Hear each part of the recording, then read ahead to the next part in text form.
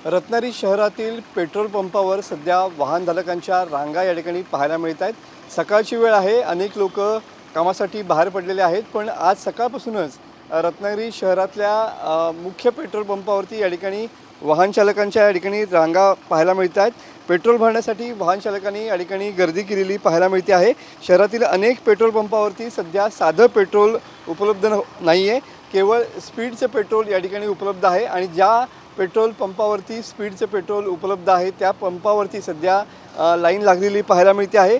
काल महाराष्ट्रामधल्या सुद्धा अनेक जिल्ह्यामध्ये या ठिकाणी पेट्रोल भरण्यासाठी वाहन चालकांनी गर्दी केलेली होती।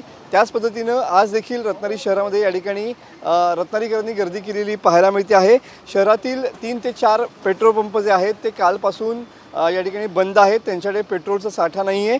त्यामुळंच ज्या ठिकाणी पेट्रोलची विक्री होते आहे अशा पेट्रोल पंपावरती सध्या वाहन चालकांनी गर्दी केलेली पाहायला मिळते। तर कॅन आणि बाटलीमधलं पेट्रोल आणि डिझेल या ठिकाणी बंद केल्याचे सुद्धा बोर्ड या ठिकाणी लागलेले पाहायला मिळत आहेत। पेट्रोल भरण्यासाठी वाहन चालकांच्या मोठ्या लाईन्स सध्या आहेत आणि अनेक लाईन्स असल्यामुळं पेट्रोल भरण्यासाठी खूप वेळ लागतो आहे।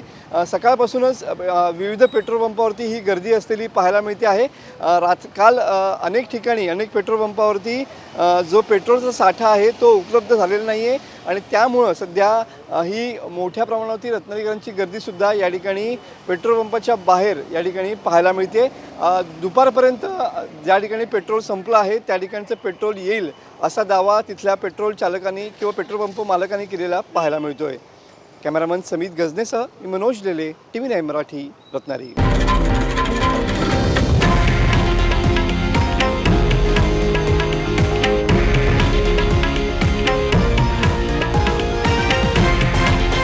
हे आहे देशातील नंबर 1 न्यूज नेटवर्क आणि आपण पाहत आहात TV9 मराठी, एकमेव।